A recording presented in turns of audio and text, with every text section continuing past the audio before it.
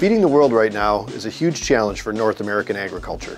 The products Kondex produces are critical components in the production of food that we all eat. Whether it's plant-based food or animal proteins, everything starts with a crop being cut from the ground.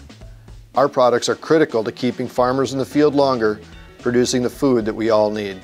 When people look at the products that we produce here at Kondex, their first impression is that they seem quite simple. But actually, they're very technically challenging components when faced with environments in which our products operate. We use a lot of automation, robotics, lasers, very high-tech equipment for analyzing our components, very sophisticated heat treat systems, and a very highly trained and dedicated group of associates to produce products that look very simple on the outside, but are extremely technically challenging. As we look at the technologies that we have to produce our current products, we have an endless supply of opportunities to bring new products into new markets.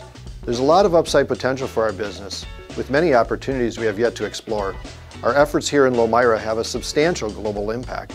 Our ag products help to improve worldwide food availability. Our lawn and turf components create better outdoor experiences, and our underground utility products advance communications. Every product we make here at Kondex helps to improve people's lives.